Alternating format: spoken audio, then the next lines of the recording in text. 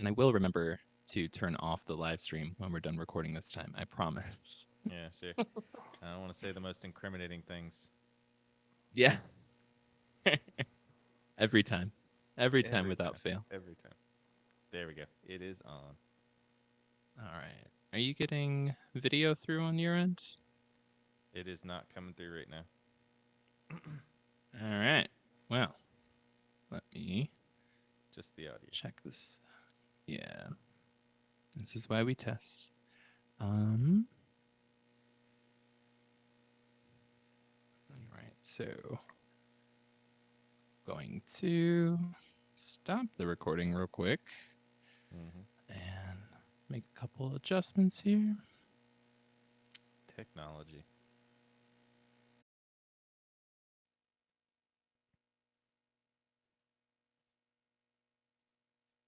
Should be coming through somewhere in the world. There it is. Kind of. Yep, there it is. Yep. It's coming. It's making its way. It's All working right. now. Technology. Does such a good job of complicating everything. Well, Matthew, welcome. Thank you so much for coming on to the show, man. Thanks, guys. Thanks for having me. I appreciate it. Yeah. So, if you don't mind, telling our audience here a little bit about yourself and uh, yeah, just about your book, about yourself, about what you've done, and then we can dig into the chat. Okay. Yeah. So my name is Matthew Roberts. I wrote a book called Initiated. Um, it's filled with UFOs and paranormal stuff. I was in the Navy for 16 years as a cryptologist, and I was present on the USS Theodore Roosevelt during the now kind of infamous Gimbal event. Um, and after that, I transferred to the Office of Naval Intelligence, where I was an intelligence analyst for 3 years. Leading up to the founding of the UAP task force there. Um, so that's kind of my background. Um, So, what year did you retire? I actually didn't retire, so I Okay. I had 16 years in when I left. Mm-hmm. So that would have meant that I would have had to do another 4 years um, Okay. in order to retire. I didn't feel like it was. I mean, I would have retired with a pension, obviously free healthcare for the That's rest right. of my life, Mm-hmm. um, and all of that. But I had kind of this story to tell about what had happened to me as a result of being there, being present for the gimbal footage. Number one, and number two, subsequently working as an analyst at ONI within the same command where the UAP task force was founded. So I just kind of wanted to be able to speak freely. And Mm. if I had stayed another 4 years and retired, I may have been more reluctant to speak about Mm. this because obviously I would have been dependent upon that health care and that pension. Mm-hmm. Um, Carrot. and so That I carrot did, on a yeah. stick. I just didn't want that clouding anything that I would do from that point on. So I didn't want anyone coming to me saying, "Oh, you better shut up or else." Yeah. You Yeah. know. You wanted to minimize the amount of blackmail available Yeah. in the process of it. Yeah. Mm-hmm. Yeah.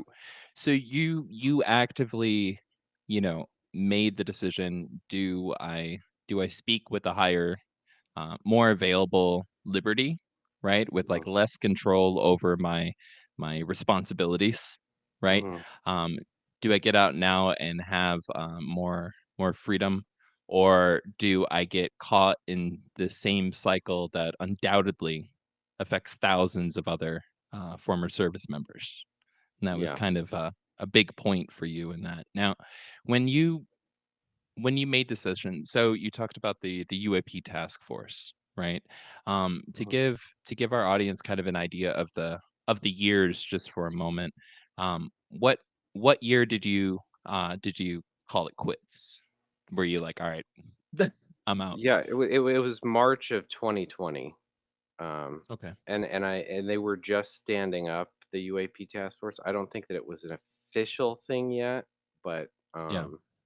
they were forming it up, looking for people who were going to work on it. I remember that happening before I left. So, um, Hmm. Okay. Dang, you And you got out right before COVID hit, like or hit the U.S. at least. That's like yeah, literally the month that everything kind of fell apart. At least in the U.S., it fell apart earlier in other mhm, spots, but yeah, yeah, dang. yeah. And I was fully aware of COVID and the fact that it was coming. Um, Mm-hmm. But I got what out was the anyway. And I had what, the luxury of not having to go to work right away because I did have, investments, and I had real Yeah. estate, that I mhm. was renting out. So I don't think I worked again for like a year and a half after I That's left. awesome. Yeah. That's Good. awesome, That's man. a so, good so fallback right there. Yeah. this is also this is very practical advice for anybody who's a few years out and they've got a story to tell. Um, get those real estate investments up real quick before you get Right. out. And so if Yeah. they start dangling that carrot, like what about your pension? You're just kind of like, what about it? I don't know. I'm out. you Right. know, Yeah. like Yeah. I It's mean, also a I yeah. was business I episode. wa I was fortunate in that, in 2008 when the housing market collapsed, I was in the Mm, Navy. I had saved money from deployments, because when you go on yeah. deployment, you're not spending anything, and you're just Mm-hmm. Yeah. collecting your Just paycheck. nowhere to spend it. Yeah. Right. Yeah. So I had that, and then I had some inheritance, and so I started buying houses like super cheap, right? Like dirt Yeah. cheap. And I would Mm-hmm. I would buy the worst of the worst, Yeah. and then I would renovate it, kind of flip it, and then turn it into a rental property. So that's Gotcha. what I did, and I was able to acquire quite a few. Um, Dang. Heck yeah. Nice. so I did pretty Heck yeah. well in that. Nice. So a lot of stars aligned leading up to Yeah. that moment where you were kind of like, you know what? I don't need you guys. I'm out, and I've got a story to tell Mm-hmm. here. Yeah. I Right. love it, man. Hmm. So you were on the USS Theodore Roosevelt, right? On at the time of the now famous Gimbal Yeah. sighting. Hmm. Would you mind, and even if there's a little bit of backstory to it, walking us through not the day that you witnessed it, which these might be the same days, but that you witnessed the video and everything of it, but the day of, like waking up, what was your, what'd you have for breakfast that day? What was the lead up to the events and everything that day? What was the feeling, the atmosphere before, during, after, around this event? Because as far as I know, this was a multi-day kind of pressured Hmm. lead up to this recording. It Right. wasn't just kind of like, oh, we saw it one time, bye. Like this was a constant static in the background, if I recall. Yeah, I mean, we were doing our workup cycles, and it's just where there's this training command that comes on board, and you go through all of these different scenarios of like things that you've trained on, like worst case scenario types of things, and they want to see how well you can perform in doing those things, right? So Mm-hmm. how Yeah, well are you going to perform when the shit hits the fan and you're out yeah, on deployment, right? Mm-hmm. Um, yeah, and so that's basically, they would give us these scenarios of, missiles hit the ship, whatever. So it's just this very intense kind of environment, because there's a lot riding on it. And so there's not much sleep to be had mm. during these workup cycles. Oh no. Yeah, I mean, there were times when I would sleep like every other day. Oof. type Yeah. of situation. Jeez. But Yeah. so yeah, I it was that, right? And we were just wrapping this up. There were Mhm. some weird things that had happened. I don't know that I really want to get into, but there were some weird things that happened during this workup cycle that didn't necessarily happen on any other workup cycle I've ever been on. But so it was this intense thing, right? And we were winding down, and we were just in my shop. We were sitting back, just waiting for our grade, right? Like the Mm. lieutenant commander that was evaluating us throughout this whole month-long thing was going to come in and tell us how well we did, what we needed to work on, um, and things like that. And so we're sitting back, just kind of waiting for it. and and the night before, we had finished like they call it our air exercises, right? So like we weren't Okay. launching jets anymore. We weren't supposed to be. Mhm. Yeah. Like that whole thing had shut down and finished that day. And then that night, I'm getting ready to hop in my rack, and I hear, Mhm. launch the alert. And I was like, I thought the air defense exercises were over. So I Yeah. kind of I walked to a phone and I called upstairs and I was like, do I need to come up there? Like what's I thought the 8X was finished.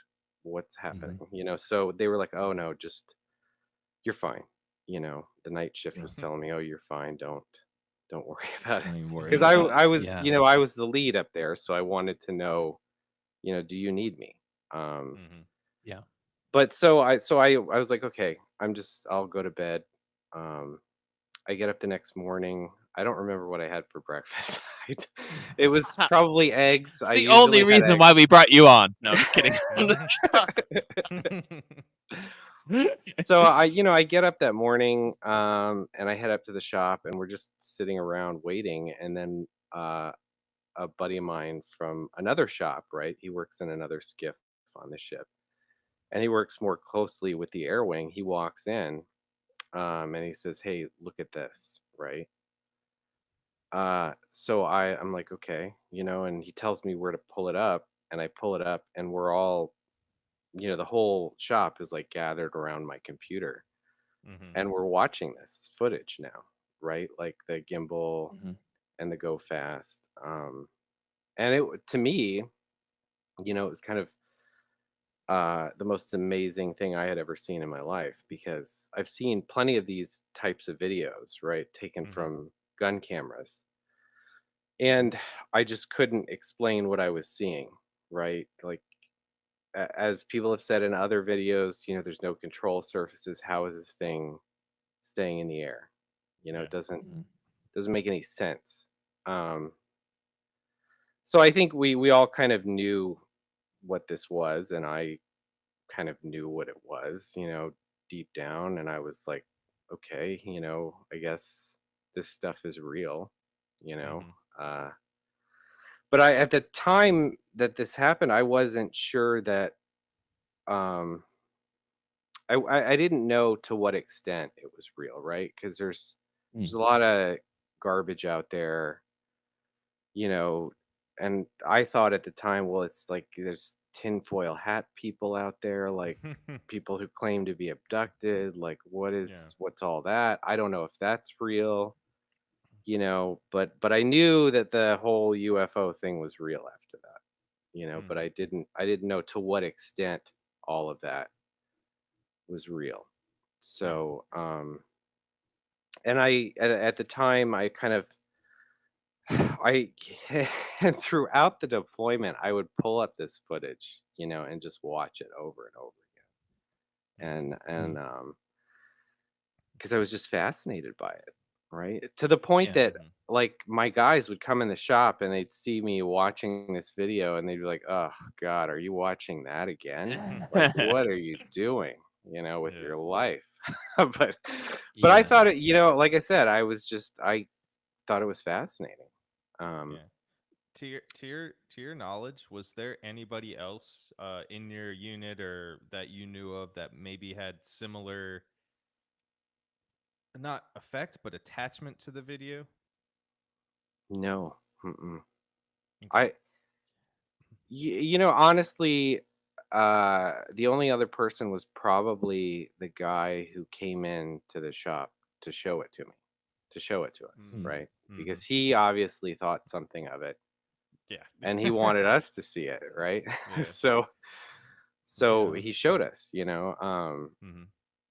and I think that I don't even know if he'd be watching this, but Yeah. I think that was kind of founded in something.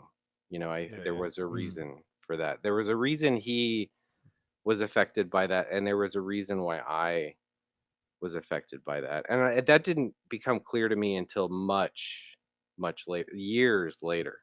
You know, Mm-hmm. Mhm. um, We So always talk on our on this podcast, other podcasts, that some people just have, with ghosts, we talk about it too. Some people just have more of a feelings towards it. Some people get affected by it more. Some people just yeah, don't have, you can't see anything or don't feel anything to it, and it's just don't know what it is. Like there's yeah, just something there. It's just interesting. yeah. And so so for the next, I'll say this: the next several days, they came back. It wasn't just Mm, like you guys said. It wasn't just this one night mm-hmm. thing. This wasn't a one night stand. They kept coming back. Um, Yeah, they so got your phone number and we're like, hey, we know what you're right, into, yeah, they wouldn't leave us alone. Yeah. But so over the course of those several days, I started to feel like this deep paranoia. Um, Mm. and So it was very it was incredibly uncomfortable at the time because I thought to myself, I had this thought that occurred to me that they're here for me, right? mm. Mm, And I was like, I don't know where that's coming from. That's fucking ridiculous, right? yeah. Yeah. Mm-hmm. Yeah. Um, and This why would the they be here for experience me? left you singled out. The Yeah, experience left you feeling like all eyes on me kind of thing. yeah, yeah, it did. And I thought to myself, well, that's just stupid. I'm gonna forget about that. No matter how hard I tried, I could not shake this feeling, right? Mm-hmm. Mm. Over those several days. And I started to get so paranoid about it that like at one point I was walking into a briefing and there were two pilots standing on either side of the door and they were talking about it. Like one of them said this was in a skiff, so nobody Yeah. there was nobody that heard this that shouldn't have Mm. heard it. Yeah, But yeah. Yeah. Yeah. Yeah. so they were standing there and one of them said, "Oh, did you see all the UFO footage?" And the other guy's like, "Oh Mhm. yeah." And as I walked past that conversation, I threw my head down to the floor and I just Mm-hmm. walked right through it. I wanted nothing to do with that conversation because I just had this paranoia that, they were there for me and people were going to find out and that was going to be Mm-hmm. a Yeah. bad day for me, you know. Yeah. You were gonna Yeah. get a visit from some So people that were a little Yeah, higher up than you really want to talk yeah. to right So now. and right. and I do kind of so I'm familiar with um the kind of the general narrative of how we got the go fast, right? And like the Mhm. gimbal and like the Dow. There can't be a UFO documentary made, I think legally, without including that video footage at this point. Right. Mm-hmm. Like, Yeah. um, so I'm familiar a little bit with like kind of the backstory and the origins of like how it got released to the public, and there's a slight variation from the version that I know, and I guess I would find it, and I'm just being selfish with this question 100%. I would find it enlightening to like hear the in the room breakdown of like the handling of the video because I've Mhm. heard I've heard stories of what is it like Diedrich, Commander Fravor, like they came back, and I know the video that's publicly available, right? That got Mhm. leaked, to the public, in a very deep throaty kind of way, like handed off outside of the Pentagon in a parking lot, kind of thing. Mm-hmm. I know that video was cell phone footage of people watching the video. So it's, Mhm. it's the mid 2000s and you're pirating a film at the movie theater. Like that's Right. basically what Mhm. that footage is, right? It's not the actual footage. But some of the variations of the stories that I heard, and kind of the handoff of ownership, right? The custody of ownership, and like how everything went, was that not too long after the video got back, um, and folks were watching it, in skiffs or in, wherever, everybody's kind of like, what the went on, where everybody is kind of like watching it, Yeah. that some suits did come in, that they landed, I believe, with like a helicopter, went in, and we're like, we're taking this, buddy. And they Yeah. dipped out. That might just be Men in Black folklore, but Yeah. that does vary a little bit from what you said earlier, where it's like you kept watching it over and over again for an extended period of time. From what I had understood as the narrative, it was like they landed, folks saw it, somebody's like, holy shit, putting this on Insta, and like basically it was trying to record it, and then it was like jetted Yeah. out of there. So what was that initial, in the room, everybody's seeing it, um kind of experience? And I imagine too, please, correct, I know this isn't the actual name, but there is an internal military, and I know the Navy specifically, has like an internal messaging or like bulletin board system, and they obviously Yeah. have their own internal database systems and their own way of like handling these things. So some of this information is available in databases, but yeah, I guess I'm trying to figure out, you know, to me, your story, and this is part of the reason why I reached out to you begin with, and like really wanted you to come on the show, was that you kind of fill in a lot of these moments that Mhm. the popular kind of like narrative of like, this happened, totally fucking crazy. Some people took it. We got some Right. camera footage from so like you kind of fill in that backstory and give some fabric to it. Could you take us back a little bit more to that moment when you saw the video footage and the events around it? It was a Yeah. very long question. So I'm sorry. yeah, and I think I know what you're getting at. So part of what you were Yeah. saying there with the Men in Black coming on board, that Yeah. I think what you're referring to there is the Nimitz encounter, which was a Okay. different Okay. encounter, right? That Thank you. was Thank you. that was Yeah. 2004 off the coast of California. We were off the coast of Florida. So anyway, that 100% being right. said, Yeah. Sorry. um, there was recently uh, there was recently a hearing, right, Yeah. in Congress, and one of those witnesses was Admiral Galladay, right? Yes. Did you guys Navy see this? Admiral. Yeah. Yeah. Yeah. Mhm. Yeah. So anyway, I guess the backstory to all of that was that the clips that I saw were Hmm. the clips that he saw, right? So Hmm. our admiral had taken these clips uh, of videos that are they were probably originally longer, right? I I would guarantee you. imagine, Yeah. Yeah. um, 100%. Yeah. and and there were probably more of them. But these were the clips that he had put together, or his staff had Mm. put together, and he sent them out to these other admirals and was like, "Anybody know what this is?" Right? And so WTF, y'all. Yeah. right, and so that's how I came to be watching the footage, right? Because Okay. or these clips, because these were clips that were clipped out. He put them on Hmm. this system. I was able to access it and look at those. Gotcha. And those were the same clips that were attached to the email that went to Admiral Galladay. Okay. So thank you for that too. Yeah, and I totally mixed it up with the Nimitz. I'm sorry. There's just so many these days. I'm Yeah, sorry. there are. you Well, know, I'm like, where's the 4K footage? I'm getting all my black and white footage in the mid 2000s mixed up. We should be having better footage, yeah.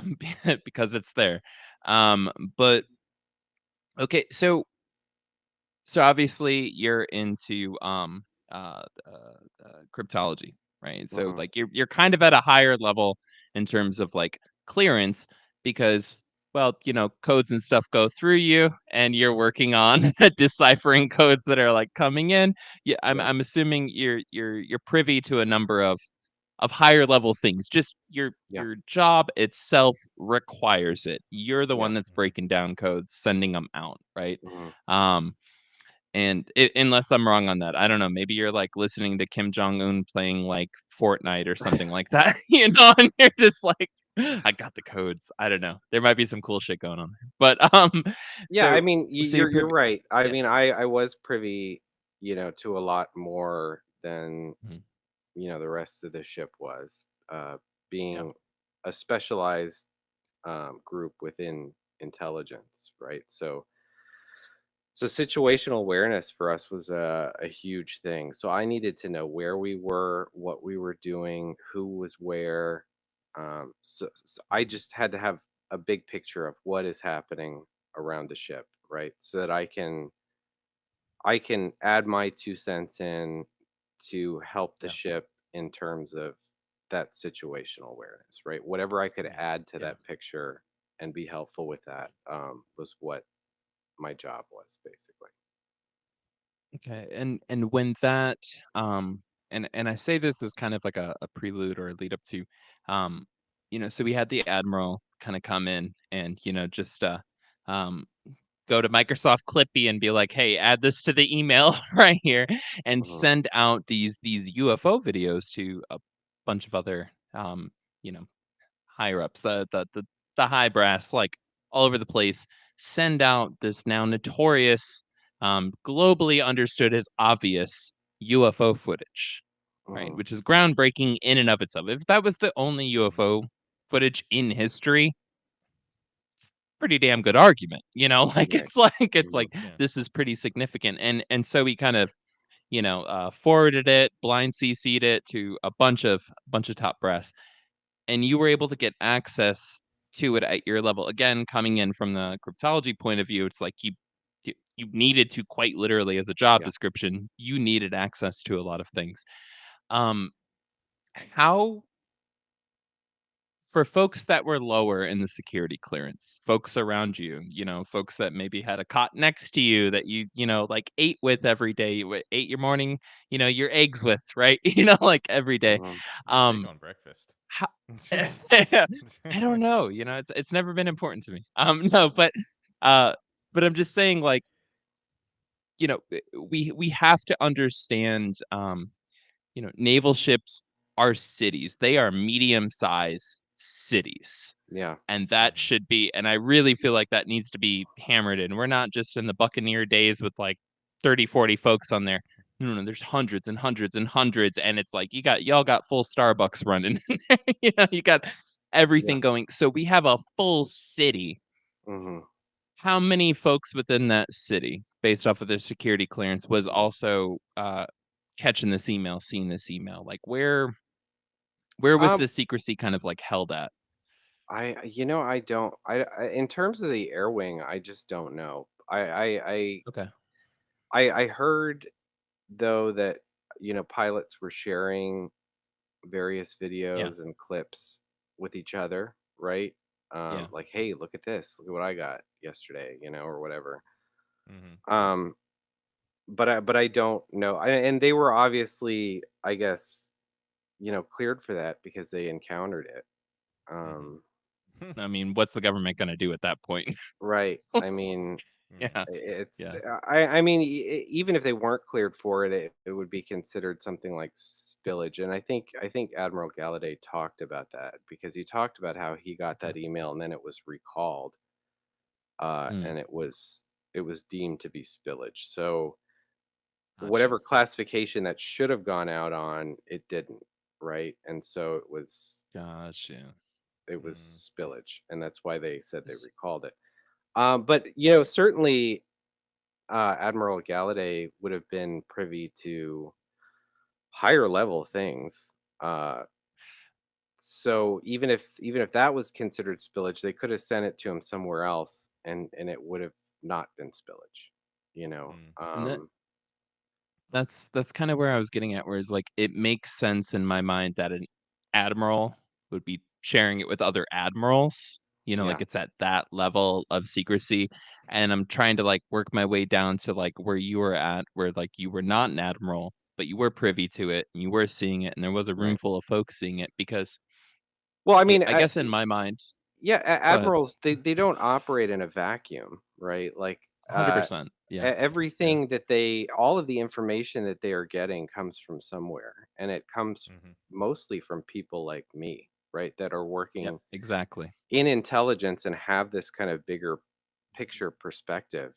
And Yeah. so those things that I am inputting are getting briefed to the admiral, and so Yeah.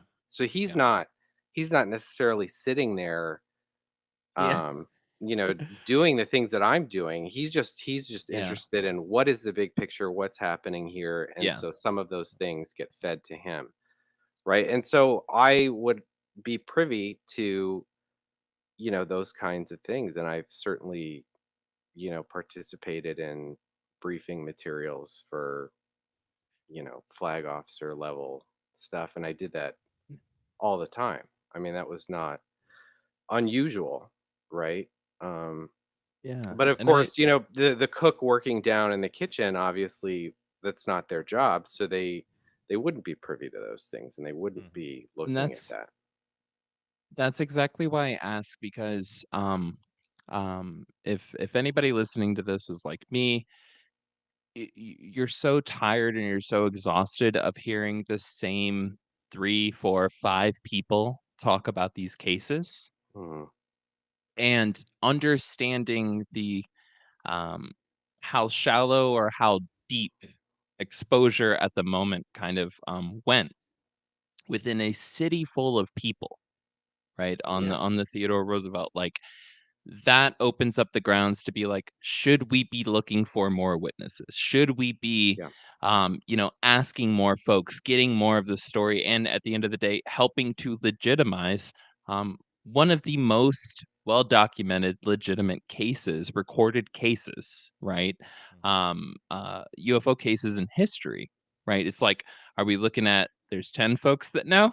you know, right. are we looking at like 200? Like, how many folks should we be out here like, like mining for witness gold out here, like looking for other folks? Because in my personal beliefs, it's like there's probably hundreds, if not thousands, that were aware of it.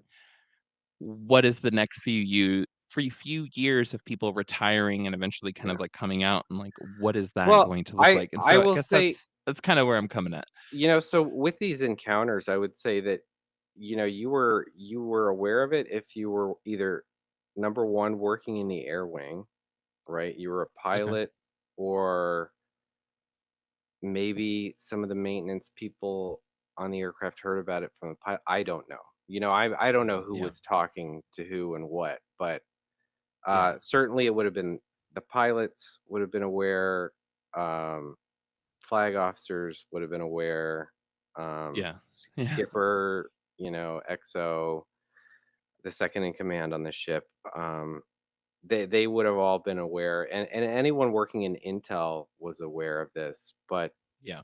but beyond that, and I'm talking about I'm thinking maybe 75 people, Yeah. maybe a little Okay. bit more, out of the 5,000 people on board would have Yeah. known anything about this, right? So Okay. it wasn't the whole ship did not know. They had no idea what was happening, right? That's Hmm. yeah, and But in a very you know, convoluted way, that's what I was trying to get to, where I was like, right? you're looking at on the pyramid from like already know to Mhm. need to know to why the hell are you in the room? We don't need our chalkboard cleaned right now. Like how far Right. down the pyramid of exposure does it go? Yeah, and Hmm. that was nothing unusual in from Mhm. my perspective, right? Because I mean, this kind of thing You- happened all the time where I would be yeah, involved in some situation that was intense, like life and death type stuff, and then I would go down to the mess decks after the event was over, and I would go grab something to eat, and I can remember several specific instances where I was sitting there, eating, and the news is on, and the reporter's like, "Oh, we're just we're just getting this in. Yeah. This is, and it's like, oh yeah, well that happened like an hour and a half ago. I was there, right? I typed that email. Yeah. Right. Yeah. So I mean that Yeah. was like a typical day for me, that sometimes you would be working Mm, something and then you'd start to see it come across the ticker tape or Reuters yeah. or Mm-hmm. wherever, you know. So Yeah. yeah. And you talked about um we were just, talking about going trying to get back into a little bit of a personal part for you. When you talked about the lead up to it, you talked about, and then a little bit after of like how it made you feel, and just to also reiterate that you're still waking up every day throughout all of this doing your job, you know. Yeah. Yeah. You're waking up, and as Gil keeps saying, you're eating your breakfast. You're still doing the same job. Can you get into a little bit of your feelings, like what you were doing, like days, weeks, months, like after you experienced this? And I know you said you kept experiencing, kept watching it. And Mhm. can you take us down, like, maybe not a rabbit hole, but maybe how you started going into it, of like how you were getting into these feelings, and like what experiences you were having extra, like days, weeks, months after this Right. first experience? Right. So I pretty much tried to put it away, Mm-hmm. right? Just like I did with any other number of things that I had seen or been witness to or participated in some way, you Mm-hmm. know. And so it wasn't that hard to do, I guess, because I was used to doing that, but it was still kind of rattling around in my brain, like, at the same time I thought to myself, well, it doesn't matter, right? Because obviously it's real and I had no idea it was real. So whatever program this is, I'm not read into that special access program. Mm-hmm. So I will Yeah. just never know, right? Yeah. And so I was Mm-hmm. like, and so that's it.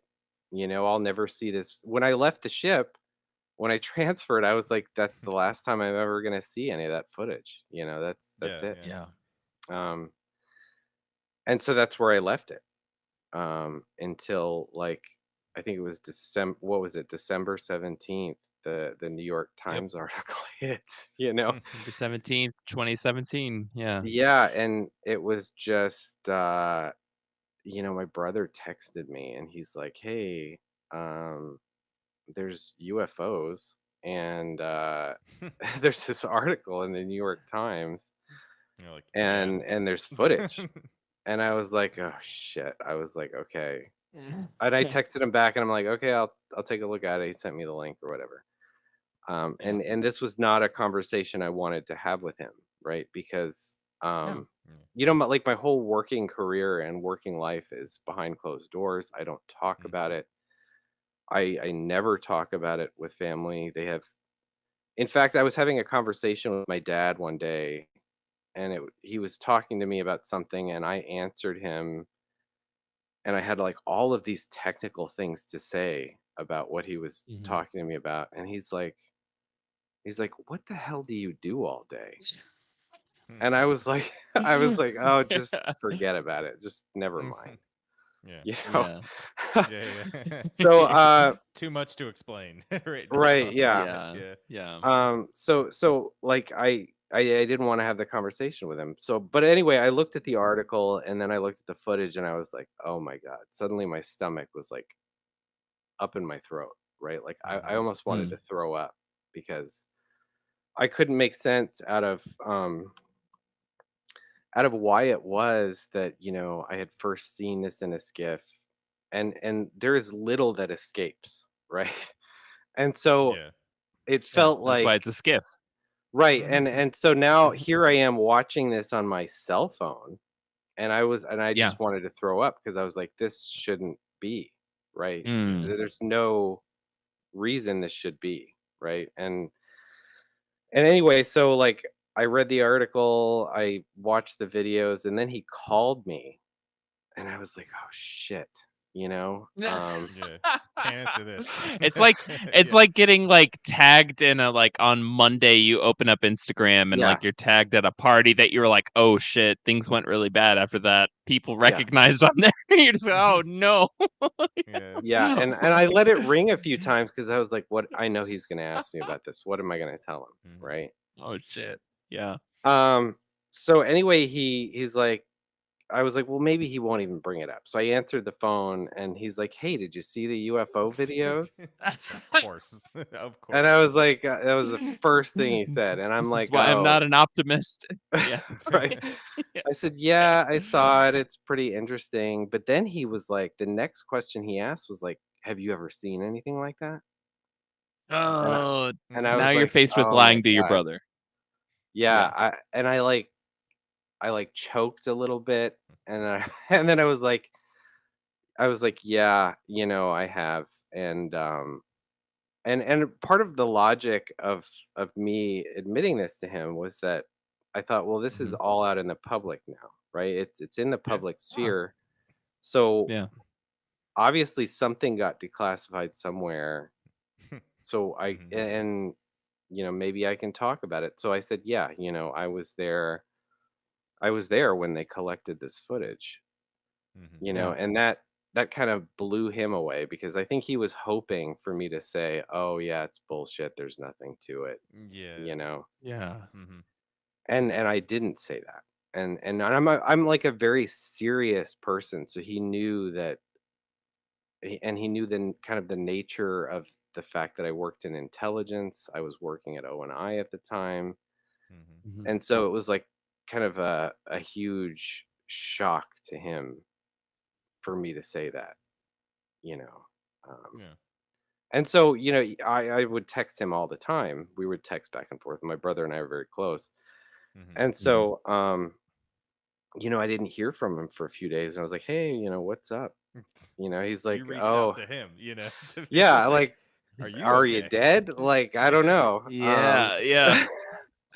So Yeah. he was like, "Oh, I'm just, trying to put all this together, um, because it was obviously very shocking to him Mhm. as Yeah. well, that I had not only confirmed it, but said that I was there when they collected it, and so that was like kind of doubly devastating to him.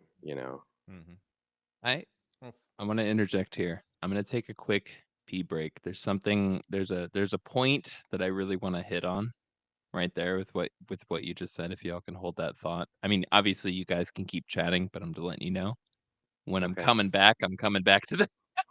Are I'll be right back, yeah, y'all. yeah. is this part And gonna be edited out? Yeah. Oh, yeah, Yeah. yeah, okay. yeah, yeah, yeah. Yeah. I Okay. mean, it'll be in the live stream version, which like we'll edit, but That's yeah, part of the it. Yeah. actual Yeah. published, yeah, yeah. Okay. Anything you want cut out, let us know. We are live streaming, but there'll only be Alright. like 2 or 3 folks that'll see this while it's live, and then we'll Oh, take it well, I'm down, in edit. in that Do case, I'm gonna take a little potty break too, and I'll be Alright, right let's back. do it. Okay. All right, Let's just you get abandon all Joey the minute. cameras. Well, they get my Yes. minute, remember? So Yes. Be right back, y'all. enjoy. Yep. Alright. Yep.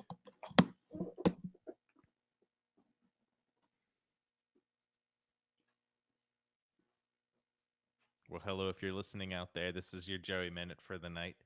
Thank you all for listening. We really appreciate it. If you get a chance, look at our Patreon and join for free. We have a lot of cool things like being able to find out what our live stream's doing and when we do it, even though we do it at pretty random hours that who knows when we're going to do it and record episodes. So we really, really love that you're here. And this probably won't make it into the video, the audio, which it won't.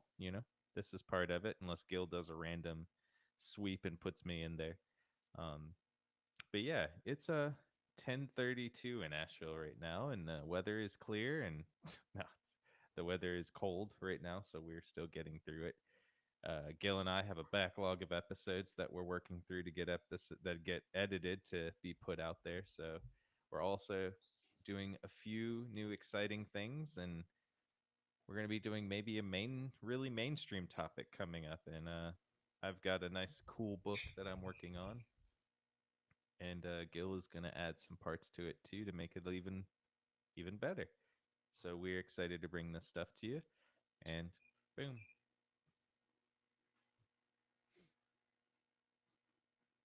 Hope you guys are doing okay there.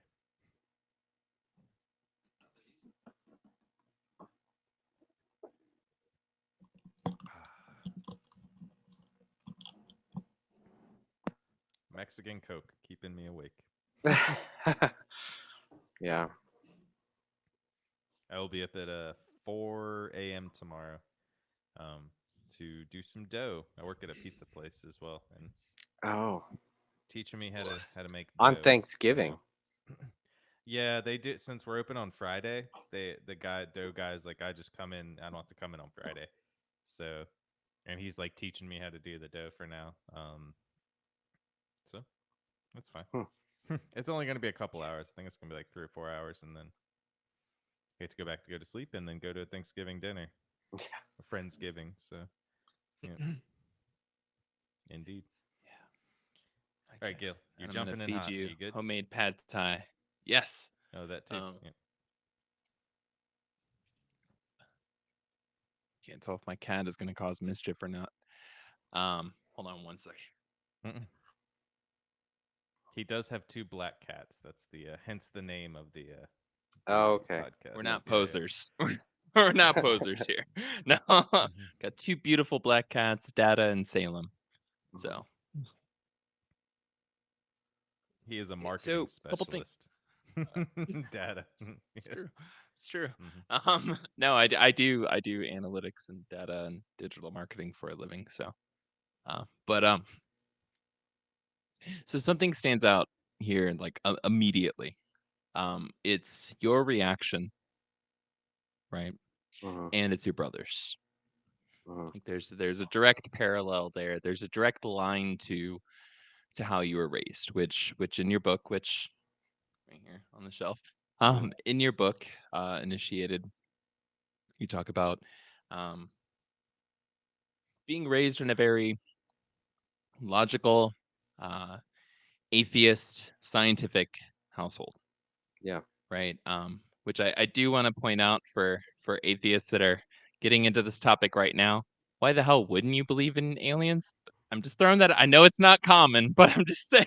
Yeah. um, but you and your brother had the same reaction. It's the difference between you know, uh, your brother. It was kind of like, oh shit, USS Theodore Roosevelt. My Mhm. brother was there. There's a good chance that he was privy, that he saw this at the time. Um, and he kept sending you articles. He kept kind of, prodding you about it and being like, hey, what's up with this? What's up with this? To the point where you were like, the dreaded phone call came in and you were like, hey, are you asking about the weather? You were All kind of right. worried about that. Mhm. And you had the reaction of, holy fuck, something in my personal identity, or not, something in my personal perception just broke. Like Yeah. that's really the feeling that I got, was like you were looking at it Mhm. and there was no controls on it, and it was not behaving like it was supposed to, and you just kept watching this video on repeat over Mhm. and over and over again, like that one friend who gets obsessed with a song that drives all their other friends crazy. You were just kind of like, Yeah. you were stuck to it. It was a breaking moment of enlightenment for you, right? Mhm. And your brother had that too. Mhm. um what I guess I want to ask, um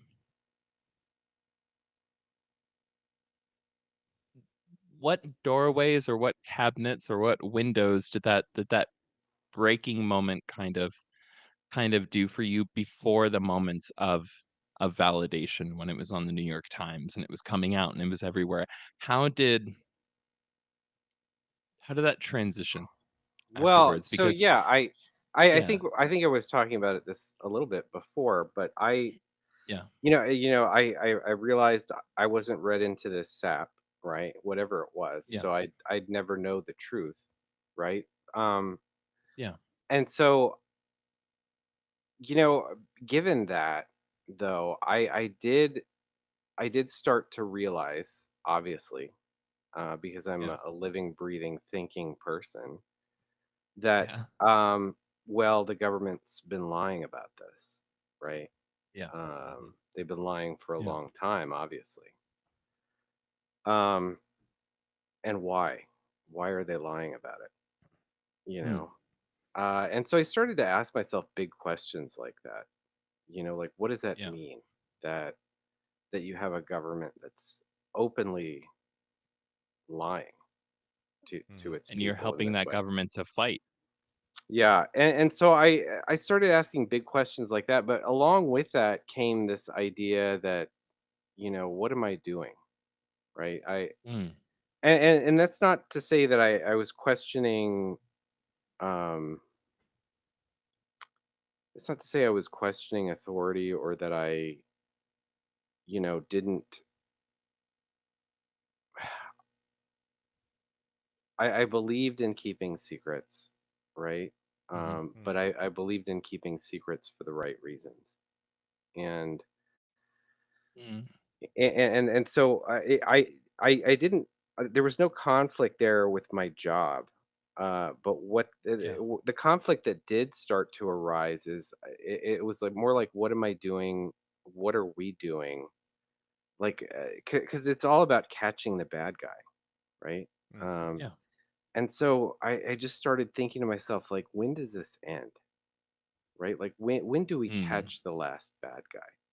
Mhm. Um and I started to realize that we won't, you know, Mm.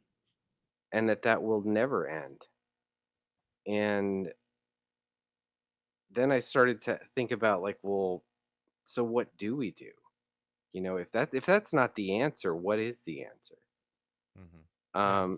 And so I started asking myself these types of really deep philosophical questions that I wanted answers to, but but that was no different than me in my everyday life. I was always very introspective and thoughtful in that way, Mhm. um, which is why I think I was able to do things that so many other people wouldn't, like start buying real estate, not even knowing what I'm doing, but I'm going to do it anyway. Yeah, yeah. Because Just Yeah. figure it out Yeah. as you go. right, because I have confidence in myself enough confidence that I know I can figure it out, right? Because Mhm. I'm smarter than your average Joe. Mhm. Um, so, I was just asking myself these questions leading up to that, um, and that's what I was doing, right? And that was when things really started to pick up, right? That's when things started to get really weird. Uh, Mhm. Okay. What did that look like? Yeah. yeah. So the New York Times article hit, Mhm. and that was like a holy shit kind of moment because it's like, okay, I guess this is going public now, and Mhm. good. Yeah. I thought Yeah. good, Yeah. for the better. Um, Yeah. Yeah. Mhm. Yeah. You're like, I uh, didn't have it- to do it. Good. Yeah. right, I'm right, not yeah, getting thrown under that bus right now. Yeah. yeah, Woo! Like, and I was happy about that, Mhm. you know. And so I thought, well, it mentions people in this New York Times article. It mentions TTSA, mhm. and various other people, Tom DeLonge, and I knew he wrote some books. So I was like, let me. The analyst in me was like, okay, take what is known and then just drill down on that and see what you Mhm. can Yeah. find out. And Yeah. so that's what I did. I looked at Tom DeLonge, his books. I read some of those, and I saw that Jacques Vallée had written the forward to one of his books. So I was like, okay, well, let me look at that too. So I started reading some Vallée, uh, and that was when everything got really weird. So I thought to myself, okay, well, I had reached, I guess, what I thought was the end of credible sourcing. Right? I felt like I Mhm. had read all of and exhausted all of that, and I Yeah. wasn't sure how much more I knew as a result of that, but I knew something, right? Mhm. And so, It's like I don't know how much more I learned from everything that I just researched into Yeah. than from yeah, when I started. Yeah. How much did I learn from the amount of questions I've now gained? Yeah. right, yeah. And so I was like, Yeah. well, I'll take all of that with a grain of salt. Um, Mhm. Yeah. and having exhausted all of that, I was like, well, I guess that's it. That's all for me. I mean, Mhm. I'll just have to wait for releases of more information from the government, right? Yeah. And Yeah. to in order to know anything. Uh, Mhm. but then I was like, maybe it'll be fun to kind of chase this rabbit down the hole. At the end of one of his books, he had talked about, and the sequel hadn't come out yet at this time. It's 2017. So he had talked about some tablets, right, that were found. It was kind of mysterious. So I was like, I wonder if I could figure out what he's talking about here. And this is Tom DeLonge. Yeah. Yeah. Hmm. Mhm. Yeah. Yeah. Yeah. And so I started looking up, tablets or whatever, and I came across like the emerald tablets. Um, Mm-hmm. and then also I was looking at the Ten Commandments, and I was like, Ten Commandments. That's hocus pocus. Everyone knows those. Yeah. Yeah. Yeah, Yeah. right. Yeah.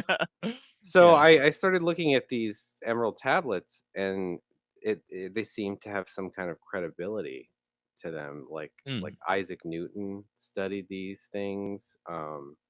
and he was very much into Hermetic philosophy. Uh, and the majority of what he wrote about and studied was along those lines. It wasn't like um, physics like people think. Uh, Yeah. the majority of it was like Hermetic type stuff. So I started looking at, well, what kind of how can I learn about this Hermetic philosophy? And so I looked that up, and I came across this book called The Kabbalion, right? Mm. Mhm. And I don't know if either one of you have read it. Nope. Um, Nope. I so haven't. it's written anonymously, right? Like over 100 years ago. And I'm looking at Okay. the synopsis of this book, and it talks about how there's no such thing as coincidence. Everything happens for a reason, so on and so forth. The law of cause and effect, blah blah blah. And I was like, I don't know that I want to read this. This seems too out there, right? And so I Mhm. just I was like, I'm not going to read that book. um that's not for me. And it talks about the seven laws that govern the known universe. Mhm. And so I was like, Forget it. That book is done. I won't read that." And so I just went to bed that night like any other night. I was like, "Okay, well, I'll just wait for the government to release more, because more is Yeah. certainly on the way." Right? Yeah. Yeah. Yeah. Yeah. The waiting So game. yeah, the next day I woke up, and I had uh, I had to go sign some paperwork at another base. Mhm. So I went there, and then I was driving home. And actually, I had looked into the night before. I had looked into like MUFON and stuff like that. And I wasn't a big social media guy. In fact, I had no social media, none whatsoever, As because I a worked it. as a cryptologist, you Right. probably were like, "That, No. oh my Yeah. god, this is a Right. nightmare." Like, Yeah. yeah, Yeah. like, Yeah. I mean, yeah, talk about like loose lips yeah, sink ships. I mean, Mhm. I just I never had touched social media, and I didn't even know how to yeah, use it. Right. yeah. So I wasn't finding anything on MUFON or anything like that. Um, any local What were you looking chapters, for? What were you looking anything. for when you I were was looking? I was What I was but looking but for anything. what would have piqued your interest? Because there's a lot. I mean, Yeah. I am like I'm a MUFON member. I'm not an investigator, right? That's a lot Right. of work, and I'm lazy. But but there's a lot. There's case studies, there's history, Yeah. there's archives. Was it something when you went to the buffet that is MUFON and these other organizations, what flavor were you looking for? What were you trying to fill up your plate on? I really was just looking for a local chapter, that I could Okay. just go and sit in meetings and listen, Mhm. and see Yeah. what's going on here. Uh, So the seeds were sown yeah, 100%. right. But I By the wasn't time you were out, you finding. were like, "This is an interest in my life." Yeah, and I wasn't finding a local chapter, so I was like, well, fuck it. I'll just go to bed. Yeah, It's getting late. yeah. Um, Yeah. gotta go to That's work your in the next morning. book. It's called Fuck It. Right, yeah, yeah. Fuck it, Ac- it's getting late. I gotta go to Actually, work in the morning. I'm working on Full another title. one, and it's called. I have a working title of Master of Animals, is what it's going to be I called. love it. Oh, interesting. Yeah, I love it. love it. Um, but anyway, so I get up the next day. I drive out to this base. I sign my paperwork, and I'm on my way back to O&I, back to Mhm, work. And on the drive back, it's like an hour drive, both mm, either way, both ways. So it's like a two Mhm. hours worth of driving in a day. yeah. But anyway, I'm on my way back to DC, and this hatchback just zooms up on the side of me and like cuts me off, right? And Mm. on the back Mhm. windshield it says, "MUFON Maryland, find us on Facebook." Wow. Okay. Yeah, Alright. and I was like, "Oh." Alright. Yeah, I was like, "Oh, well, that's why I didn't see anything, because I didn't look on Facebook, because I don't have a Mhm. Facebook account, right? No. Obviously." Cutting people off is the new best way to advertise, apparently. Yeah, yeah, Mhm. and so, like, I So had thought at the time, I was like, "Well, let me talk to this guy, right? Let's see if he yeah. stops somewhere," but he was going I'm gonna faster than talk to I you for a minute. he was going faster than I was willing to go, and I figured I was in uniform, Mhm. and he would've just if I had stopped to talk to him, he would've been like, I don't know What about the this fuck? guy," Especially Yeah. right? about MUFON Yeah. too. And you're just Right, like, yeah. Yeah. what are you asking about? Right, so, Yeah. Yeah. Just interested. yeah, so I went back to work, and, I just left it at that, and, I get home, and, well, actually, as I was driving down the road when he cut me off, I also saw that there was a Hobby Lobby off to the side of the road, and that was just Mm, an observation that I made, right? So, yeah. I'm at home that night, and I'm about to go up to bed, right? Um, and when I had moved to Maryland, just outside DC, I had just rented a room in this guy's house, right? Because I was just gonna Yep. that was what was gonna get me up there, and then I'd look for a house of my own, right? Maybe buy a Yeah. house, I don't know. So anyway, I'm headed up to my room, and I walk past the TV, and he's sitting there watching like Talking Heads or whatever. And I'm headed up the stairs, and he's like, "Do you know what's wrong?" He was like a huge liberal, right? Not to get Mhm. political. This is not me being political, right? But it's just Yeah. a fact that he said Yeah. this. Yeah. So he's like, Yeah. he's walking up the stairs, and Rachel he's like, Maddow tattoo. Yeah. right? Yeah. He's like, "You know what's wrong with the Full back Republicans?" tattoo. He's like, "You know what's wrong with You're those like, Republicans is Hobby Lobby." He's like, "That Hobby Lobby Supreme Court decision allowed all this dirty Mhm. money into the campaigns, blah blah blah blah blah." Right. yeah. So I go up to my room, and I shut the door, and I was like, "Huh."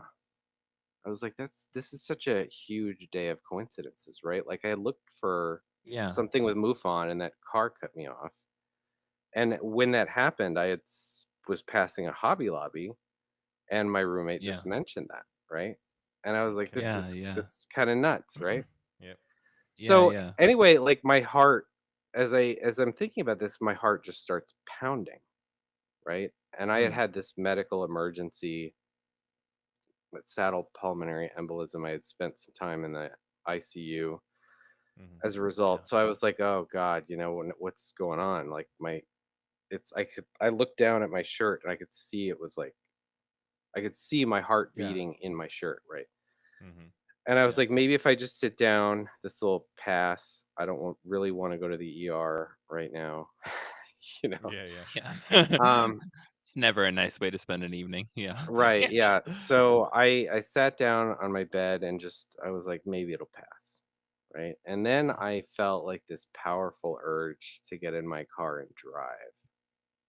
Um, it was the oddest thing to feel, but I Mhm. felt it, right? And it was getting worse. It was getting more powerful, and this pounding my chest was not going away.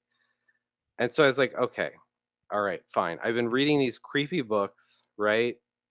Yeah. This is just nonsense. I'm gonna go get in my car, and we'll see this is nothing. right? Yeah. Yeah. So I get in my car and it's a 3-point turn to get out of the driveway. I back out and I'm about to go forward and I put it in drive and I was like, "You know what? It's like it's like almost midnight. It's a Thursday night. I got to be at work tomorrow. I can't be going out on wild goose chases, right? This is stupid." Yeah. Yeah. And I was like, "I'm just going to pull back in my spot and go to bed and we're going to forget this whole thing." Right? Yeah. So just then, as I decided that I was going to do that, I felt this like feeling of electric shock shoot through my body, right? And my foot stepped on the accelerator and my hands turned the wheel towards the road, right? And I did Yeah. not do that. I did Mhm. not do that. It was like Went from something had compulsion to control. right. And so obviously that was absolutely terrifying. That was Yeah. so Yeah. Yeah. terrifying to me, right? So Yeah. I'm Yeah. like, I'm scared now. Now this is something different, right? Now Mhm. Mm. I am terrified, right? Because I had Yeah. read in these books about people feeling like electric shock or whatever, but then like Mhm. it shut off, right? As soon it was like a light switch had been turned on and then turned off, right? Mhm. And my car's drifting towards the road and I slammed on the brakes. And now I'm like full out panic, right? And I'm not afraid to Yeah. admit it. I was so scared that I had started crying. I'm not gonna lie. Oh. I was Yeah. crying. Damn. So like Yeah. I was like, okay, fine. Whatever this is, I'm just gonna figure it out, right? Yeah. Uh Yeah. and I just didn't want to get shocked again. So I was like, okay, let's do this, right? Yeah. Yeah. So I start driving towards the five. Um and right before the 5, there's this gas station, so I pull in there, I was like, "I'm gonna get a soda, I don't know how long it's gonna take." Mhm. And so I park at one of the pumps, and, all of a sudden, I get this feeling, just like the feeling when that made me go drive. This feeling washed over me that whatever I was made to leave the house for was gonna happen right here. Mm. Right here at this Mhm. Okay. random gas station, right? Yeah. Yeah. Yeah. And so, I'm now even more scared. I'm like, "What?" Because this whole thing is, like, so bizarre, right? I don't know if Yeah. am I gonna get shot? Am I supposed to die here? Like, I Yeah. don't know what the Yeah. Yeah. hell's gonna happen. So, I'm, like, looking at the convenience store, and then I see, like, something that's clearly out of place. There's this homeless man and he's sitting at Mhm. a table out front eating with these two ladies, right? And they're dressed to the nines in like business attire. They look like women that I worked with at O&I that were about to go brief Congress on something, right? Mhm. Yeah. So That's what they look you like. are actively in a high strangeness scenario at this point. Yeah. So I'm like, Yeah. I don't This know is the what's definition happening right here. now. Right. Yeah. Yeah. So I like don't want to get out of the car, right? And then I hear Yeah. this loud, booming, forceful male voice in my head say, "Get out," Mm. you know? Mhm. And I was like, "Oh Ooh. god, could this get any weirder?" You Oh know? god. Yeah. Yeah. So I get out of my car and I'm walking up towards the door and I'm trying to listen to what they're saying, what they're talking about. Because why is this homeless guy and these two late like this should not be these people should not be having company together, right? It didn't fit. Yeah. Yeah. Um so one of the ladies like points at the homeless guy. He was so filthy, he had like grass in his hair, right? Hmm. Mhm. And she says to him, "You know, see, there's no such thing as coincidence." She's like, I never sit at she's like, "Everything happens for a reason." She's like, "I never sit at places like this, but for some reason something told me to sit here tonight." And I walked into the convenience store and I was like, "No fucking way did that lady just say that." Right? Mhm. Because that was the exact reason I wasn't going to read that book, The Kabbalion, right? Yeah. Yeah. That Yeah. I was like that it's ridiculous, right? Mhm. To Yeah. say Yeah. that there's no such thing as coincidence, right? But Yeah.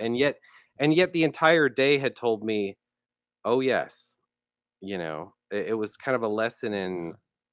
"Oh yeah, these things do happen and they're happening Yeah. right now." Yeah, and it change your was mind, Yeah. your thought Yeah. process. right. And so it was like the universe like bearing down on me, and I I can't even describe how terrifying that feeling is, right? Hmm. When not only you realize that UFOs are a thing, but then, all of a sudden there's some consciousness, that is watching you throughout the day and Mm. orchestrating. And it's so powerful that it is orchestrating these things. Hmm. And it can speak to you in your head and tell you to get out, you Hmm. know, Mm. and put these people at this table that shouldn't be sitting there together, Yeah. and Yeah. so that was just very frightening and unsettling on every level of Yeah. everything.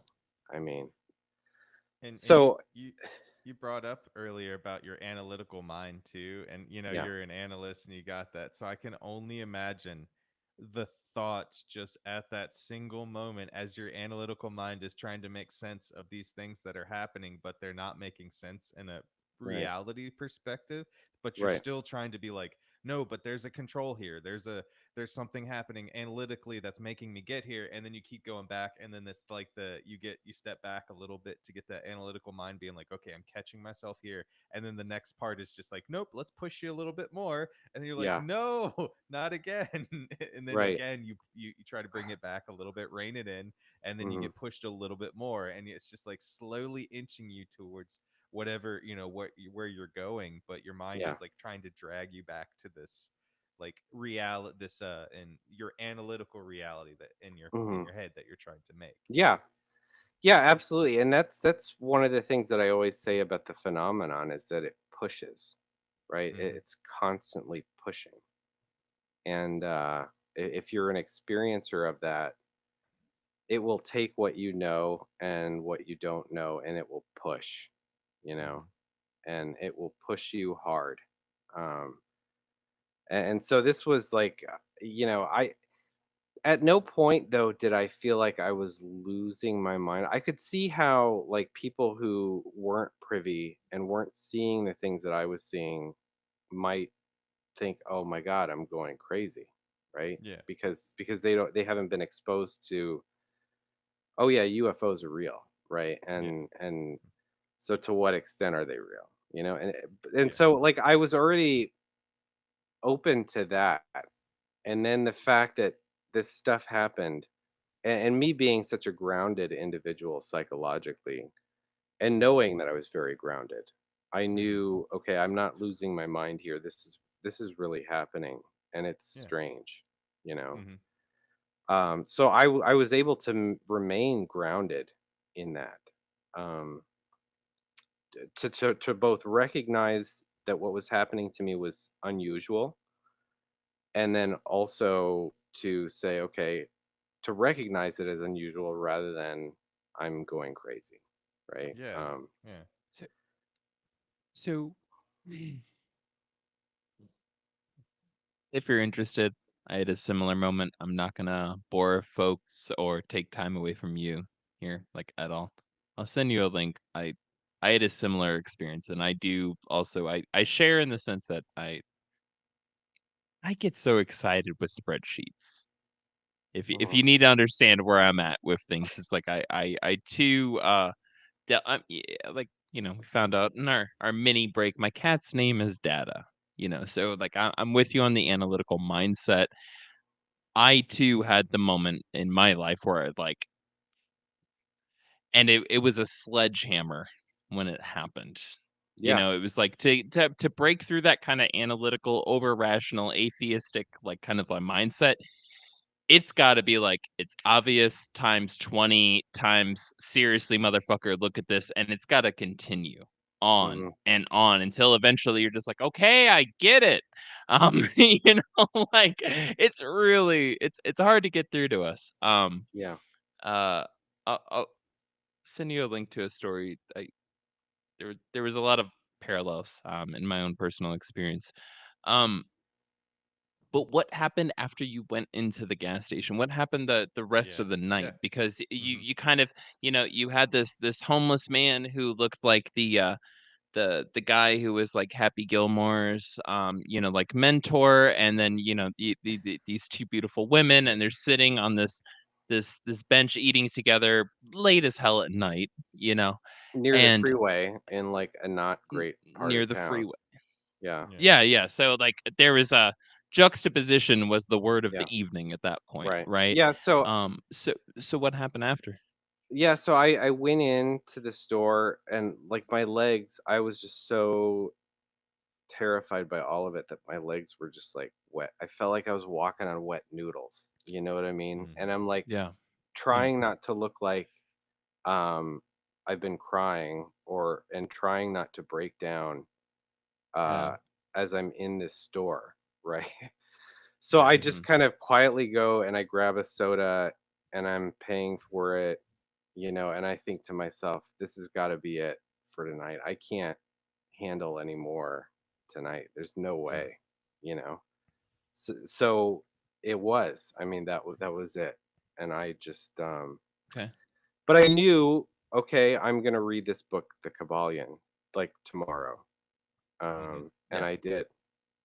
And the next night was just as uncomfortable, right? Because I read this book, right, and it Hmm. delivers these 7 principles that govern the universe, but it also says that there is an ultimate architect for all of this, right?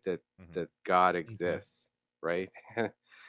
And I was like, and there were all kinds of other creepy things because it was like, when you're ready for the truth, then this book will find you. And like the hair Mm. on the back of my neck just stood up. I was like, Yeah. I don't even know what the fuck that means, but Mhm. Yeah. you've got my attention, you Yeah. know? Yeah. Yeah. Mhm. So and I just, after reading all that stuff about God and all of this philosophy, I'm laying there in bed and being a complete atheist, right? And yet Yeah. I can't deny the events of the past 2 days. And so I'm like laying there in bed, the lights are out. I can hear like this clock just ticking, you know, and I Yeah. am just like wide awake. Uh Yeah. and I'm laying there, but in my mind I am like climbing the walls, right? I just Mhm. Cuz it's just so absurd and terrifying, you know?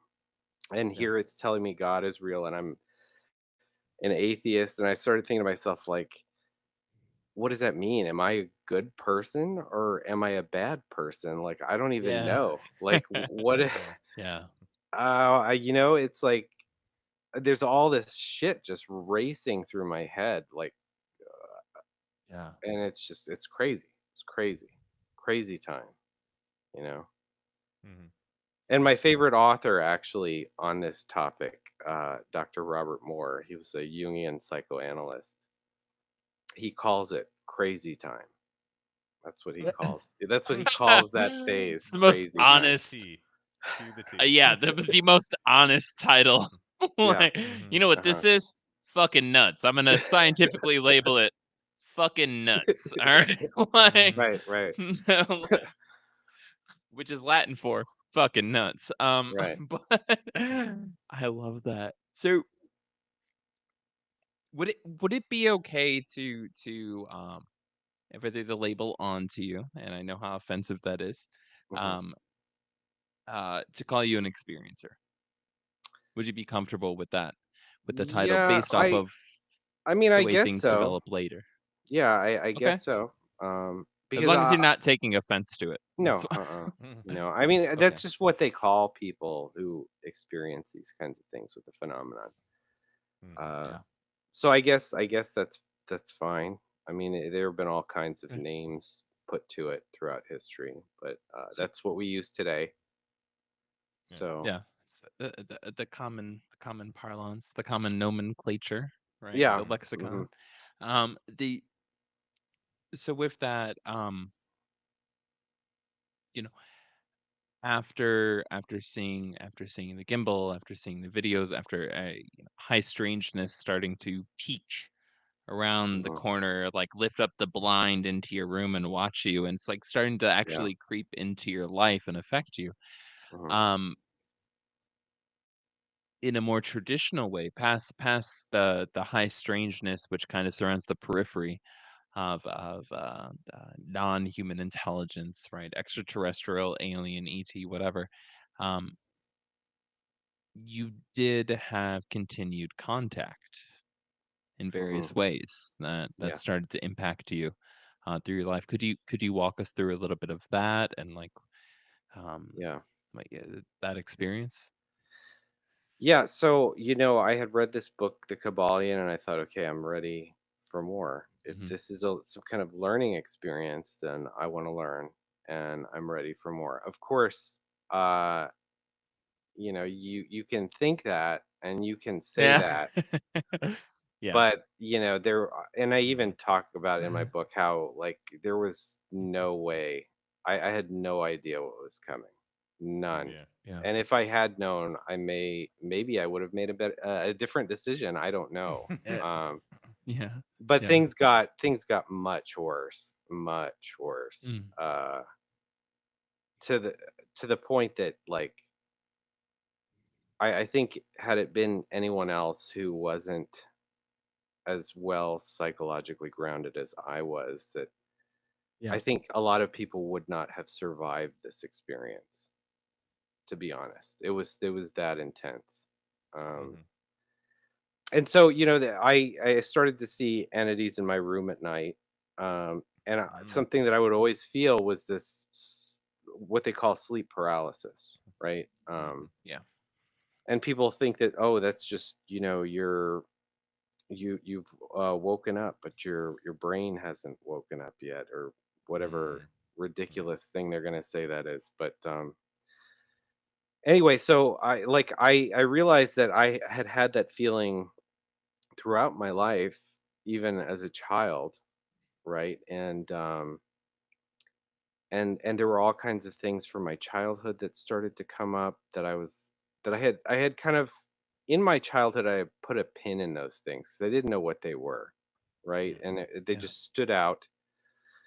And so I can remember being very young, getting tucked in by my mom at night, like kindergarten, whatever, little kid, Yeah. and then waking up at night and feeling that same heavy feeling, and like fighting to move and pulling at my sheets to try and get out of bed to my mom. Mm-hmm. um Yeah.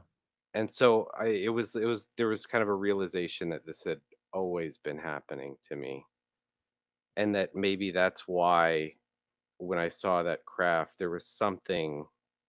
I knew something about this, right? I Yeah. did know something about this, Mm-hmm. although I didn't know what at the time. Um, and Hmm. so, all of that started to come up.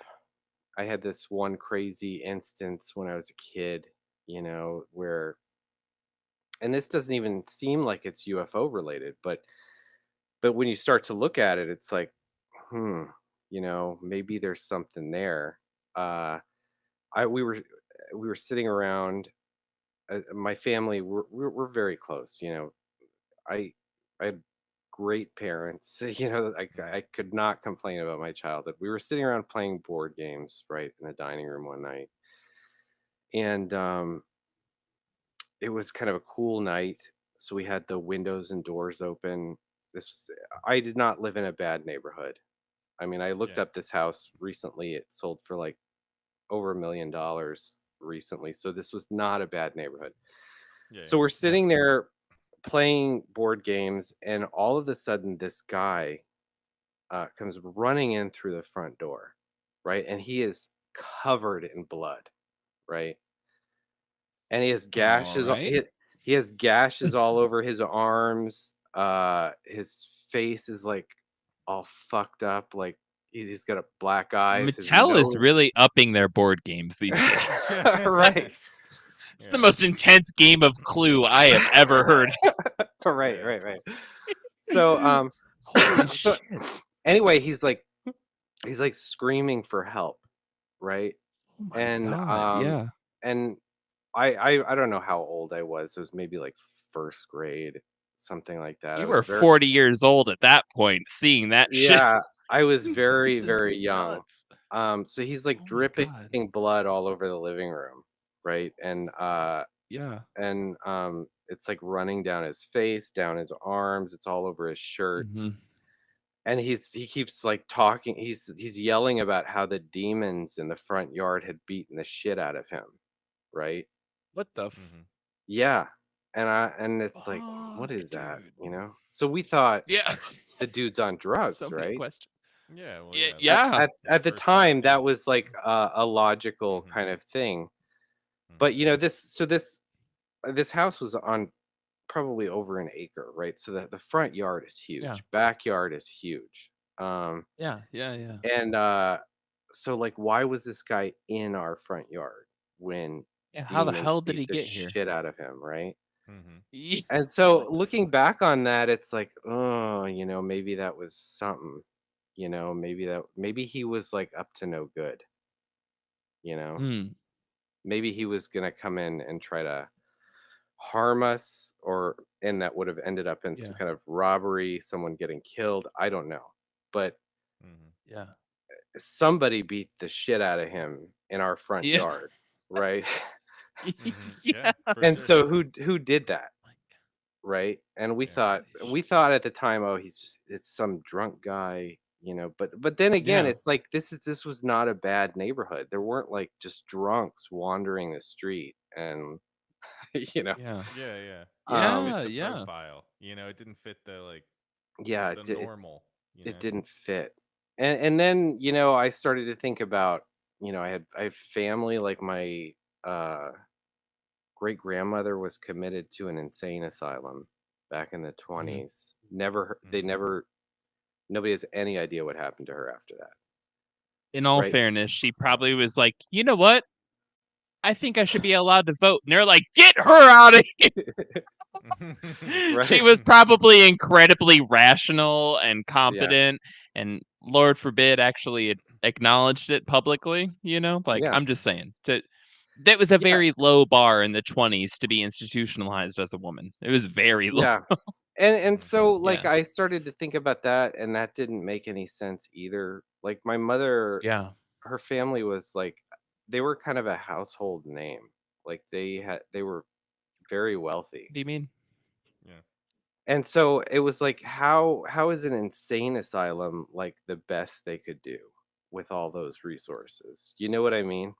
Like, Yeah. Yeah, they could it have went didn't the make sense. Kennedy route and just Yeah, lobotomized and put in the corner kind of a it didn't thing. make any sense to me, and so I was like, there's that too. And so Yeah. so I I'm like just being all of this honest. That stuff. was the response. Yeah. At the Yeah. time. And For wealthy folks, it was literally we're going to lobotomize the yeah. problematic person in the family and we're going to shove them in a corner, it probably in the attic literally, and give them an assistant and let them out on Easter for a Mhm. family photo. Like that was the rich family Yeah. response at the time. Yeah. Yeah.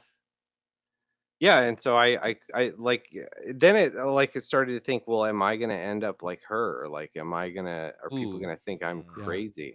Yeah. Because maybe she experienced some shit too, and that's why, Yeah. they committed her because Yeah. she's talking about aliens or demons in her bedroom at night, and maybe they're like, Yeah. uh-oh, she's lost her marbles. Yeah. Um, Yeah. Did so there that were, make you wanna did that make you wanna, like, kinda pull back a little bit or anything at that point? Or were you just it like, didn't. "I'm seeing all this high strangeness around me, and I'm starting to pinpoint little things here and there," you know? Yeah, I mean, it didn't really, um, and I don't know why it didn't. I guess, like, confronting this and kind of allowing yourself to drift into the unknown, for me, wasn't really I wasn't intimidated by that, right? Like, because Mm. I understood how level-headed I was. So I Mhm. Yeah. thought, well, I can do this and keep my sanity. Yeah. But knowing that about my great grandmother kind of made me question that a bit, but I was like, Yeah. I think I'll be all right, you know. Yeah. Yeah. Yeah, Um, I guess that's the thing of like you going and maybe just time period is that like in this time period you can say I can at least control a little bit more of how people are perceiving me and be able to, do a normal job and keep going through my normal parts of my day instead of at that moment with your grandmother, if she was experiencing some of these high strangeness things, they're just like instantly, oh, you say one tiny thing that might be out of line, you're going to the you're going to the yeah. psych ward, Mhm. kind of difference in time period as well. Yeah. And I Yeah, and my mother too, I remembered one instance um we would spend our summers sometimes on the East Coast, and I remember there Hmm. was one year she came back home early and left us, and she was here by herself at the house, and um like I woke up in the middle of the night one night, and I heard this talking down in the kitchen, so I went down there, and my dad was on the phone, and my older brother's standing there, and I was like, "What's going on?" I whispered Hmm. to my brother, and he's like, "Oh," he's like, you know, "Mom saw somebody in the house while she was laying in bed, and so she called the mm, police." Right. Hmm. And okay. I guess what she had seen was she opened her eyes. She wore glasses, so she couldn't see really well, but she woke up in the middle of the night, looked at the doorway, saw this shadow figure of an outline of someone standing in the door. And Hmm. then when she started to yell, they, quick ran away down the hallway. And so we thought, oh, well, it was probably just, the people down the street are always having parties. Maybe it was just somebody looking for a party. They had the wrong house. Hmm. We made up every kind of excuse. But, in retrospect, from my perspective, then, having started to experience some of this stuff, I was like, no, that's not what that was. Hmm. Because, who would be looking for a party entering a dark house, right? There's no music playing, no one's around, and you're Yeah. looking for the party, and you're going to proceed to like the back recesses of the house and explore the bedrooms like Yeah. what, No. that doesn't make sense, I you know? I would, but I would, but I mean, this something would tell that person, maybe I have the wrong house, nobody's Yeah. here. Um, yeah, and depends how so, much Jaeger was involved before that all right. escapade. Yeah. Right. So, like, Mm, all kinds of weird things from my childhood and that kind of stuff just started to sink in, and I was like, well, this has been going on a long time, and not just me, other people in my family, yeah. you Hmm. know. So, yeah, Starting to see This patterns. yeah. And as a cryptologist, that's like kind of my job, right? Pattern Hmm. recognition. Yep. Yep. yeah, literally. Yeah. Yeah. Yeah. Yeah. Um, that this talking with you has helped me to personally, at least, like, to start to mature an idea I have, right, an idea that I'm developing around how people react at moments of contact, Yeah. right? Becoming observers, because there's a certain set, and I feel like you and your brother are both good. It's like a good, solid example. You have a very similar, childhood upbringing, experiences. Yeah. He was probably also there playing a board game with y'all when Yeah. the bloody guy came in the house and was like demons, like, Yeah. and probably all of these other things, but there's this juxtaposition to um heavily rational household, Hmm. right? Oh, yeah. and then there's the build up to why was your childhood household so heavily rational at a time that that was 100% not normal. Mm-hmm. Mhm. You know what I'm saying? In terms of the status quo in America, an atheist scientist, like kind of like driven rational households. Um, I would say like it Well, just what 10 years ago, 15 years ago, it just became kind of somewhat maybe 15-20% of the country. Like it's not that was not a normal thing. So, right, yeah. Well, I will say that, but to have those breaks, those reactions. Go right, ahead. my parents were both um very academic, right? They like I don't have a degree in anything, right? And I'm Mm-hmm. the least Okay. educated person in my family. Everybody else has at least a master's degree, right? Mm-hmm. So they've all done college, highly educated, right? Been through that system. My father was a teacher at the university, right? Like that's like what I'm coming from.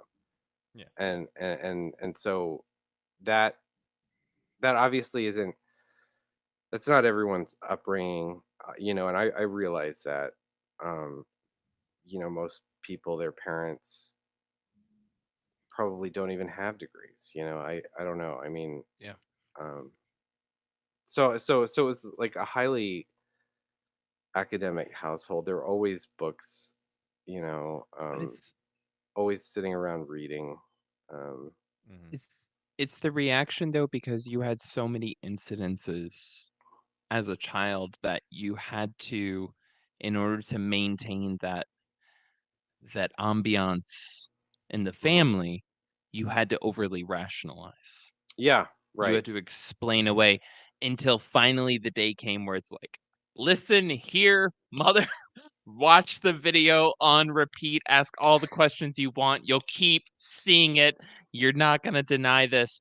And it had to, the high strangeness, UFOs, paranormal, it had to beat itself into you in a Yeah, violent manner. Mm-hmm. it did.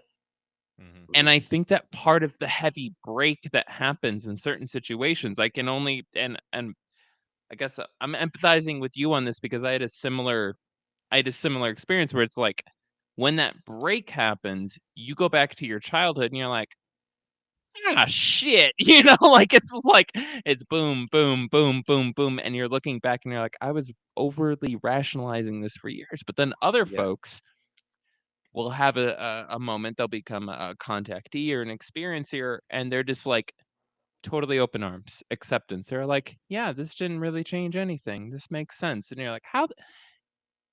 There's such a Mhm. split in Right. that, and Mhm. I don't know where the hell I'm going with this. I'm just relating in Well, the fact that this is I the thing. I swear to God. I'll say this though too, like, Yeah. and I've heard Diana Pasulka talking about this in interviews as well. Um, she says like, the question always happens like, well, who's in terms of disclosure, who's going to have the worst time with it, right? And Yeah. I think I am of the opinion that everyone is going to have a bad time with it, because even if you're a believer, right? Sure. Mm-hmm. Even if you're someone who believes, and you maybe believe in angels and demons and stuff like that. It's one thing to believe that and to listen to stories at church, and it's quite another thing to be in the presence of something like that, right? It's Mm-hmm. very different. Uh because Yes. you can say you believe all day long, but then when you are faced with it, it is a different animal altogether, and it may not be what you think it's going to be, right? Yeah. And Diana Pasulka talks about how, within the Catholic faith, that, an angel, it's not all good, right? It cuts Mm-hmm. both ways. Um, so if you're someone that sits around thinking, oh, if I'm in the presence of an angel, it'll just feel so good, and it's just the best thing ever. And yet there's biblical stories of a guy like wrestling with an angel all night, Yeah. right? And like, Yeah. what is that? Like, that's not what you think of when you think an angel. An angel doesn't Yeah. fight with you, but it absolutely does. you Well, know? there's one specific one in the Catholic faith that did fight, but there we give it a big name, Yeah. Yeah. So like it's like yeah. So I mean, that's kind of why I feel like there's not going to be anybody that's going to, uh, you can believe things all Mhm. day long, but then when you're faced with it, it's very, very different. It's kind of like the difference between, reading about World War II in the history books and then being there for it, right? Oh yeah, Being in the battles. Two different animals, way yeah, different things, you know. yeah. That is yeah, huge difference and Yeah, everything. I have a question for you, not really to end it, but kind of like what's your, you've gone through, experienced all of this so far. What's your like in your path, like what is your next steps? What are you hoping to learn for yourself? I mean, for teaching people, obviously, when we talked earlier before yeah, the show, kind of our like pre-talk, you were just basically like, this book is for people that want to find it, like yeah, people that need to find it at the moment, just like you were talking about uh-huh. the kabbalion book. Yeah, Gabalion. And Kabbalion, and you're talking about, this is for the book that people need to find it. What's your next step as far as like the path you're looking to take? Finding, are you looking for like, hey, I'm gonna find this answer to this, of why specifically me, or are you looking for like, I'm just gonna research more? Uh, I understand why me now. Mm-hmm. That was, in the end, I came to understand that uh pretty fully, I think. Um, and so it's not necessarily a matter of still trying to figure anything out so much as I can see, right, how all of this that happened to me is this experience that I had is what people would ordinarily associate with religious experience, right? Yeah. And that this experience is what is at the heart of all the world's religions, all of them, living or dead. This is it, right? Mm-hmm. And so if you know what you're looking at, you can see that all the world's religions are true in their own way if you understand what you're looking at. Most people don't. Okay. Most people, 99.99% of people have no idea what they're looking at. Even teachers and practitioners of these various religions have no idea.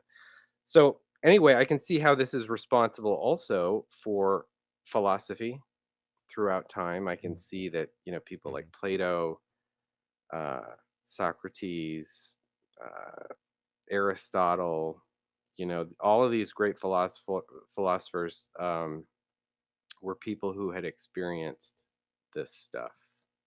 Mm-hmm. It's clear in their writing to me, anyway, because they drop Mm, hints. They'll drop hints to it that are obvious to a reader who knows, right? Yeah. And so when I say that, I wrote my book, as I did earlier, I said to you that I wrote my book for literally dozens of people a year, right? Yeah. yeah, Yeah. So yeah, dozens of people a year, meaning people who are able to successfully navigate initiation, right? This initiation into another consciousness, Mm-hmm. another way of being human, basically. Okay. And so mm, that's what I'm working on, right? How do I get more people into this new way of being human, and how do I get them to buy into that? And that's Okay. kind of what my next book is about. I'm not interested in convincing everyone. I'm more interested in reaching, the next generation of thought leaders. Um, yeah, just like all the philosophers of their day have Yeah. always done.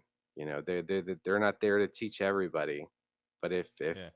if they can influence the next great Plato or Aristotle, then that's what they'll do. Um, and I will say to anyone who thinks that in terms of college education, People dismiss the humanities outright.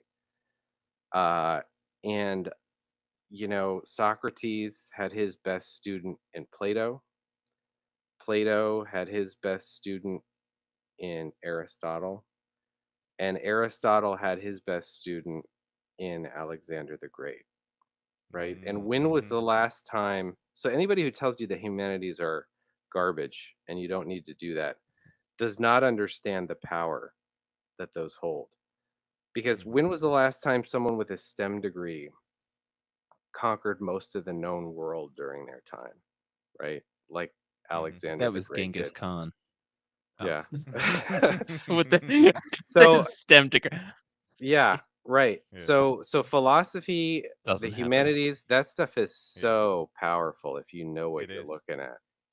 Yeah. And if you can get people to live this kind of experience like I had, uh, Mhm. you can conquer the world with that.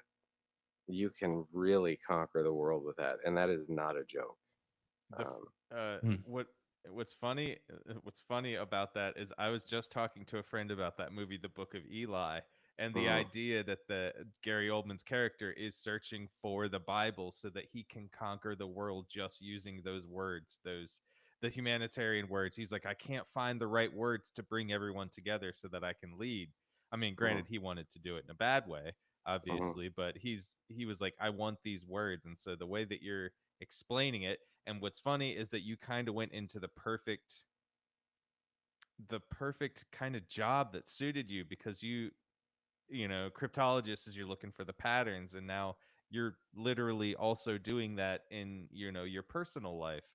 And which is kind of funny that now you went back to all these scholars, and yeah, of the old of yore, and mhm, we're just kind of finding the patterns and how what they've said, the patterns and all the texts, the guides, the everything that's coming out, and you're just like, I see these little hints here and there of this pattern. You're like, mhm. cool, I'm gonna follow this and see where it goes. And that's really cool that you've started doing that too. It kind of led you here, I guess. Yeah, as you're saying. Yeah, and just to end on this point, I will say Mhm. this, like, so people look at technology, where's all this going? What's happening? People talk about AI and all of that. Um, but something that isn't brought up, which I harp on, is that we've had this huge technological revolution that's been happening, a technological renaissance, right? Mhm. And something that I harp on is that to match that, you need an equally powerful and equally in equal scale a psychological Mhm. revolution as well. Because Mhm. Yeah. without that psychology to be able to temper the technology, the Mhm. technology will end up destroying you. We Yeah. see that with social media, right? Social Mhm. media is tearing us apart because Yeah. psychologically we're not there yet. We're not there to be able to responsibly use platforms like Yeah. X and Yeah. and Facebook. Mhm. Um, and so I'll end it there. You know. Yeah. Hell yeah. What's funny is that we just Well, did interview a an AI specialist, one of Gil's friends, yeah. who was like behind a Episode lot of the 100. AI. Yeah, episode Yeah. 100. She's in she's one of the folks who very early on saw the trends and things, and she got herself on the councils that are involved on the level of like the United Nations in influencing the moral development of Hmm. AI and getting that legend. She hopped onto that in like 2018. She's Hmm. like, "Fuck this. This is going bad. I need to get involved in this philosophically." Yeah. Yeah.